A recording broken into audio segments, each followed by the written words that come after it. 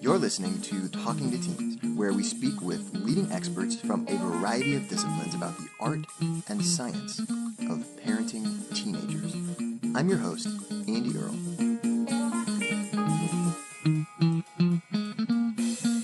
Hey, we're here today with Eliot Schrefer talking about teenage sexuality. Eliot is a New York Times best-selling author. He has been a finalist twice for the National Book Award in Young People's Literature. Eliot's newest book is called Queer Ducks and Other Animals: The Natural World of Animal Sexuality. And we're going to be talking about all kinds of really fascinating sexual behavior from the animal kingdom. And we're going to be we're getting into some really interesting facts about a number of different kinds of animals that I didn't know before. And we're going to talk specifically about how you can use this information to have discussions with your teenager about sexual behavior, sexual identity, and how to really open the floor in your home, regardless of what you think your teenager's sexual identity might be, and how the vast amount of sexual behavior in the animal kingdom can be a great jumping off point to have conversations in your own home. I think it's going to be interesting, fun, and hopefully a really helpful episode here. So looking forward to getting into all that and really a lot more as well to unpack here. So Eliot, thank you so much for coming on the show today. Talk to me about this new book you have coming out. It's a really interesting and unique topic. How did you come up with this idea and end up turning this into a book?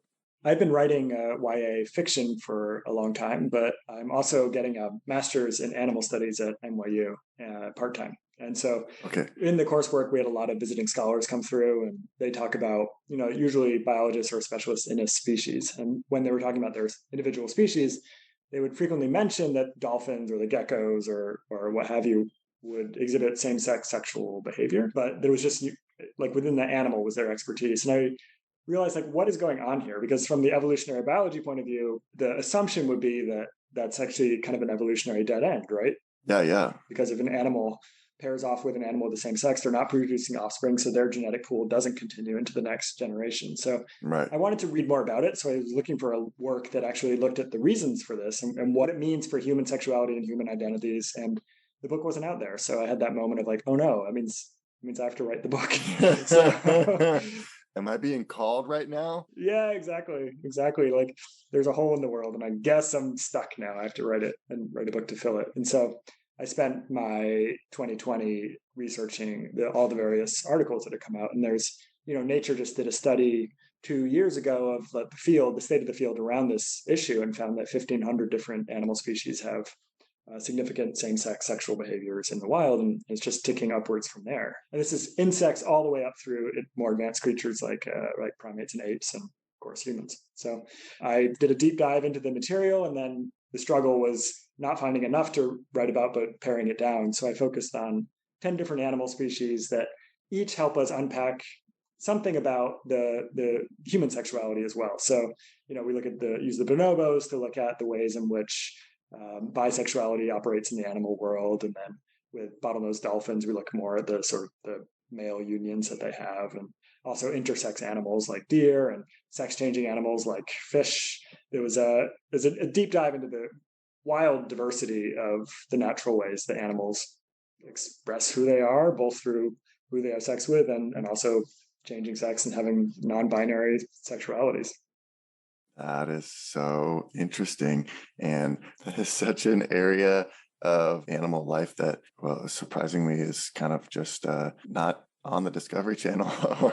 Yeah, it's interesting, like reading some of these things in your book and seeing how prevalent like same-sex unions are. Or you talk about like penguins, and I think it was like over 20% of like penguin couples that are same-sex couples. And I was like, wow, that's a lot. Why do we just not even talk about this? Why do we have entire documentaries like about penguins that just sort of kind of like don't really go into this? the majority of animals are sexually monomorphic, which means males and females look the same to Yeah, you human have eyes. no idea. A penguin's a Really penguin. hard to tell them apart. Yeah. Yeah. And so like that documentary March of the Penguins, which was such a hit, and especially around this idea of like this noble family, like as the nuclear family, right? The two penguins Right. raising a chick through these extreme adversity just to have keep the family safe. A third of those partnerships that we were looking at were most likely same sex based on the data. But of course, March of the Penguins didn't include that information, or maybe even the researchers didn't know about it.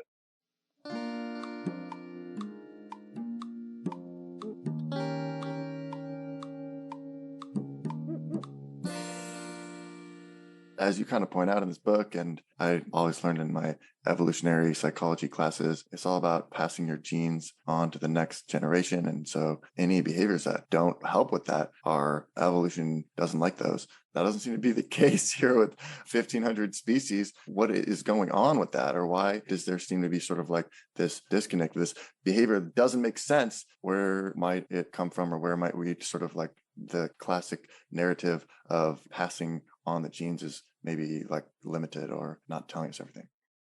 Yeah, well, it's different according to the animal species. There's no one explanation that goes across the board. But Okay. one thing that we've been doing is underestimating the amount that animals will cheat.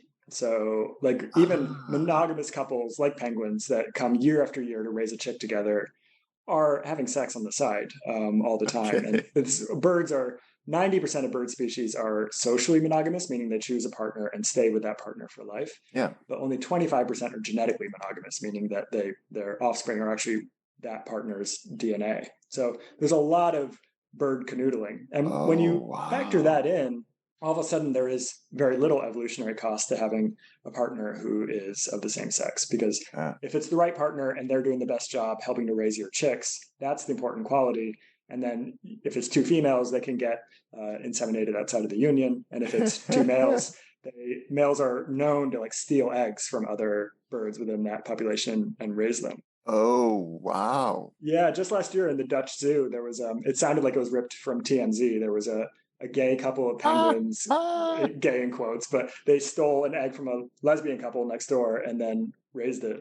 So it was very scandalous. Like they were in big trouble. That's one thing. Like the monogamy thing. Then these animals are basically bisexual. It's not like they are just settling down with someone of the same sex. They are also having offspring, passing it on. Still, like, why is it so prevalent? And the answer is, that there's a huge benefit to sexual activity in the release of oxytocin, which is this hormone that the brain releases in physical contact. And sex is the most intense form of physical contact you can have, right? So by so take bonobos, which are our closest animal relatives, the bonobo apes. They will have a very promiscuous society. Females will have sex with males, they will get pregnant, they will have offspring, but they'll also have sex with females actually more frequently than they have sex with males. And by having sexual interactions, the two females release oxytocin together, Ah, which bonds them. It makes them an alliance and a union and really loyal to each other. The same way it does, like remember in high school, like the first time you had a makeout session, you were like, I'm going to spend my life with this person, and I have yeah, to text them all the time. And yeah. it's the same feeling. That's oxytocin. You haven't gone crazy. You just have oxytocin flooding your brain. And so the bonobos establish their partnerships and alliances, and they have significant ones, the females with other females, because of this frequent female-female sexual activity.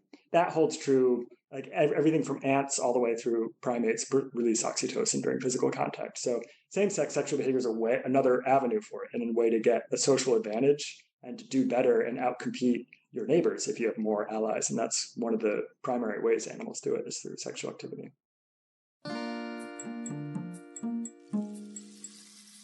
It's interesting thinking to me about how we have these narratives that we kind of like impose on everyone else, and that we're imposing this really like heteronormative narrative on animals, and how they're, oh, yes, like these nice monogamous couples, like raising some chicks together, and that there's like actually kind of a lot more going on that we're ignoring.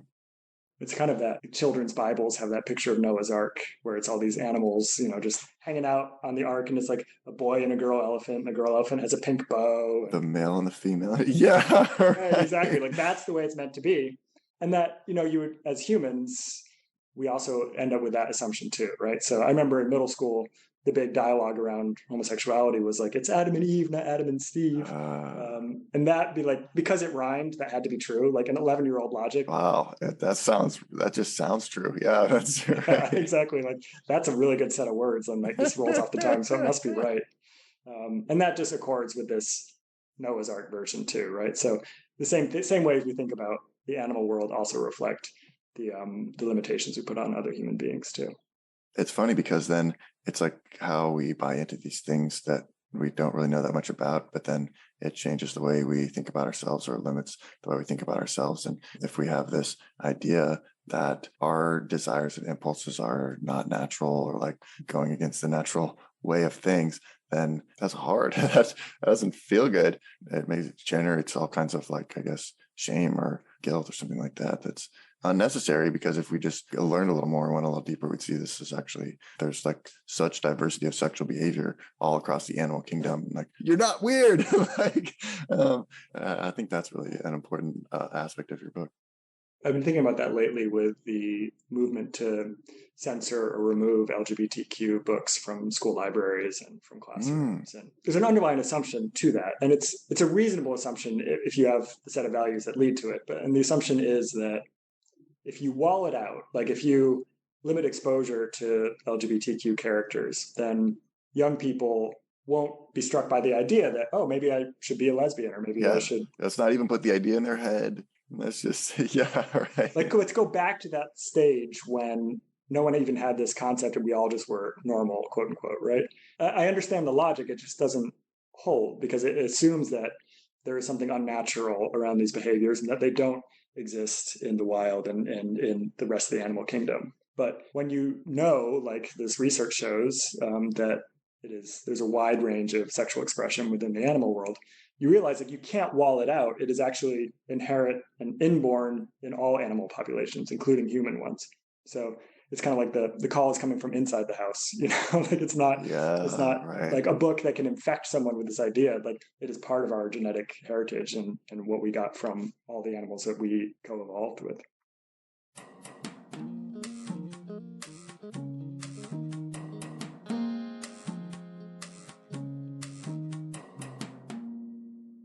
Something that I hear people talking about is like that there's so much more words that we have now. It seems so much more common for people to be going by different pronouns and like really like having different sexual identities and gender identities. I wonder like how, to what extent like teenagers today are fluent in this like whole other language that it feels like people didn't speak 20 years ago really that much. And it's like, well, these words existed, but they weren't that like mainstream or something like that. And to a certain extent, it does feel like now that we sort of have like a language to describe a lot of things, people are saying like, wow, actually that's me. It kind of empowers people to like understand themselves more deeply, or express themselves in a way that feels more authentic. And what do you think about that? Or is that like I agree. I think I'm not thinking about the parents and teens who are listening to your podcast, that there's a way in which I'm 43 and now the new terms that are coming out, even 5 years ago, I incorporated these terms much more easily in the way I'm thinking. But now, like someone is demisexual and I have to take a moment like, okay, walk me through. yeah, Like, right? Like yeah, there's so much out there that it's hard to keep up with. And it's easy to turn to sort of an eye rolly state, right? When you hear about some new identity and it's like, okay, totally. isn't there enough? Like this acronym is so huge already. Right, right. But the power it gives a young person is really big. And I think they recognize that. And that you find the word and the term that expresses you most clearly, you can very quickly establish with a peer, a new friend, someone you meet in a coffee shop, someone who's on the car ride or the field trip or whatever. By saying that set of terms, you have a shorthand within a few seconds to sort of get to the heart of the way you exist in the world. Whereas with a smaller set of terms, we actually can't express ourselves nearly as well. It takes longer for someone to really figure out who you are. It's just a great tool and a resource. So I always try to be open to it. And I'm always grateful when people are tolerant and understand that it's from a place of love, because I screw up the terms all the time, right? I'll use the wrong pronouns for someone. I'll use the wrong term for what their sexuality is. Yeah. And I'm always grateful when someone appreciates the effort and doesn't punish you for not getting the exact terminology correct. Like we're all working together here, right? Yeah, yeah, yeah. It really matters that you're trying. People understand it's a lot. In Queer Ducks, I talked to 6 different young scientists who are doing work in this field, and Yeah. tried to, I'm cisgender, meaning like people see me as male and I identify as male, and just they match. But Okay. when I talk to these different researchers, some of them are non-binary or trans, and I wanted to make sure to get their voices in there because, I don't live that identity, so I don't know all the complexity of it. Yeah. But one of the researchers I talked to is a trans man who is still on a journey around his gender and figuring out how to express who he is. And he told a really moving story about how it's so difficult with humans to navigate identity and like to identify who he is. And he sees people misidentifying him, and it's just a source of worry and stress. And then he just loves the idea of getting back into the field. Like, so he spends a week observing bighorn sheep or moose, and is just there in the mud, like mud up to his ankles, just looking through binoculars at these sheep. And the sheep don't care what his gender expression is, right? Are not going to misgender him, not going to shame him for the way that he expresses his gender. It's just a being with other natural beings, and it's a source of great comfort and solace. And I think the natural world can offer us a lot of a feeling of like sort of radical acceptance, that the animal is never going to judge you or shame you for who you are, and we can kind of take a note from that is kind of how we should treat other humans too. We talk about bonobos and this kind of bonding aspect of their sexual behavior that happens especially among female pairs. You covered 10 different animals with really different, interesting sexual activity. What else is something in there that you think is really interesting? Well, the bottlenose dolphins are sort of the male story comparison to the bonobos. Okay. So Yeah. Male bottlenose dolphins are the only lasting relationship in dolphin societies between males, and they will partner for life and have very, very frequent sexual activity, 2.4 times an hour. So these males are getting the oxytocin rush all the time. And it's amazing they still have time to like catch fish and do everything else. No wonder they seem so happy. They're always frolicking. When you see dolphins, they're like surfing on waves and they're like playing with each other. And like, right. I see what's going on here. And dolphin males and females only spend a week or two together, enough time for her to get pregnant. And then she goes off alone to raise her calf. The males will partner up and they spend their lives together traveling the ocean. So it's this, they have offspring, their DNA continues along, but they have this alliance, and then they'll join up with other males who are also bonded sexually, and then they dominate the males who have a less tight of a bond. And so it's interesting to see how it kind of plays out within their world. For me, the most complicated one was looking at shorebirds. Albatross, gulls, and terns. There's a significant percentage of their nests are female. So in albatrosses, it's upwards of a third of their nests are that way. And these females, if anyone is listening, you can just Google albatross courtship. It's really endearing. So males and females will do this, and the females do this when they're courting, but they clack each other's beak. They do a sort of a dab move where they put their wing up and they put their head under their wing. And they get the steps right, and they know that they are vibing together and they're going to be good life partners. They bond for life. Like they'll come back, they'll spend the year apart, and then they'll come back every spring to raise chicks together. For a third of them, it's two females doing this, and they do all the courtship that male-female couples do, but they don't actually have sex. They just bond together and they have sex outside of that union briefly with a male to get fertilized, and then they raise their chicks. And so it kind of raises the question of like, how do we define sexuality, right? Like these are a pair of birds that are raising chicks together, spending their lives together, of a committed union only with each other, but don't have sex. And I don't think gay and lesbian are really appropriate terms for animals anyway, but would you consider this same-sex sexual behavior? Like they're not having sex. Like what does make someone homosexual or not? So it actually really raised a lot of questions, like, does sexuality require sex? And a lot of my middle-aged married friends were like, I've been wondering this question for a long time. I don't know. Let me ask my husband. Yeah. We sleep in separate bedrooms and right. It's a long history of this. Yeah. That is so interesting. It's funny, like how much animals almost feels like empowering in a way, or like it feels like so validating for like all the different ways that humans express themselves sexually, and it's really cool in that way. I think about it with, the book is, most of my readers are adults, but it's also really aimed at a teen audience. And I think about teenagers feeling alone in the way that they're feeling, right? That they are isolated by it, that it makes them unnatural or something wrong. And the same kind of thing is the way we thought about our species, that we are the only animals with this, LGBTQ identities, and we're not alone in the natural world. We're part of it, just like a young person who's having these feelings is not alone either. They just have to look and have the right information, and then they'll understand that.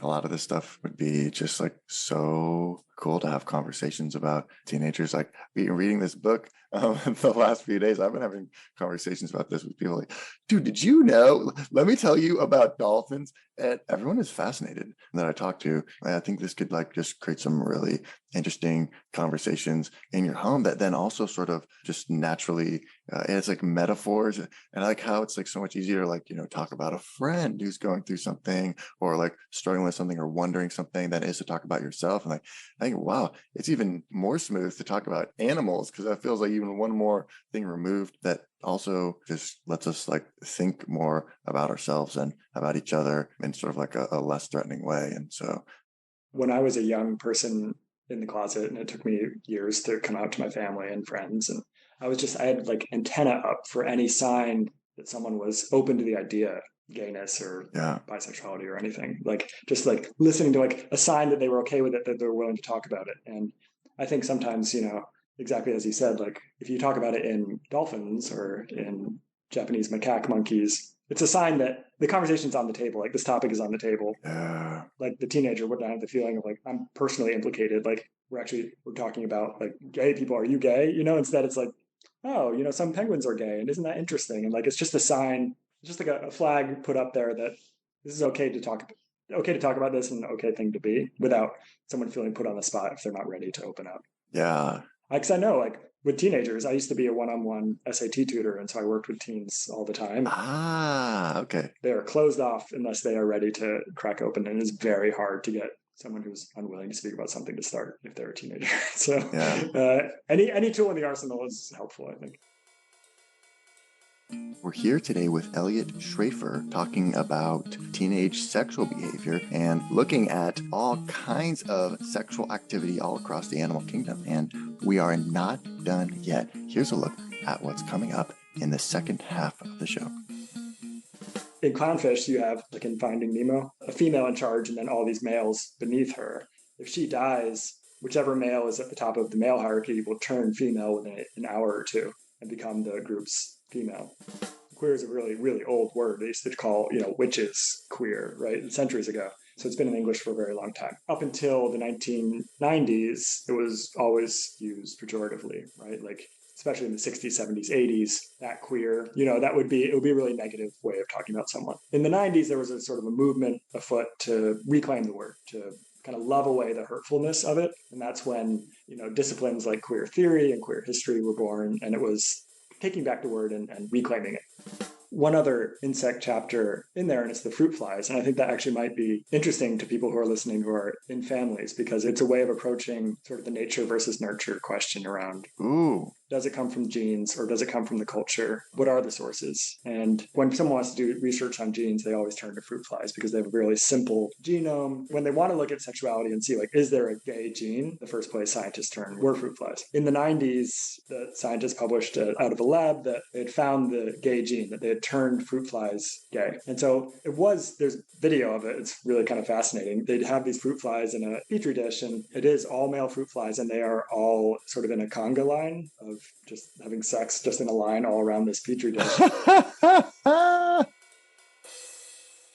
People have tried again. They tried it with humans to identify if there's a gay gene in humans. And the gold standard is twin studies, where if you have identical twins that are separated at birth for whatever reason, raised in different homes, it's a great way of figuring out, is sexuality genetic or cultural? Because if they're both gay, even though they were raised thousands of miles apart, it's a good sign that it was somewhere in their genes, right? But if they're not, then it's a good sign that it's the culture, that one environment produced someone who was gay and one produced someone who was straight. okay, yeah. So when we look at all those studies put together and figure out how much of a correlation there is, it's just sort of genetic. It's like 50 to 60% of sexuality is in your DNA, and the rest comes from your environment, your culture, and how you grow up. So I find that actually the most heartening, because it just means there is an undeniable truth that in the genes do contribute. So it's not just a choice that people are making. But if it were just genetic, you could test for it. You could do screenings in utero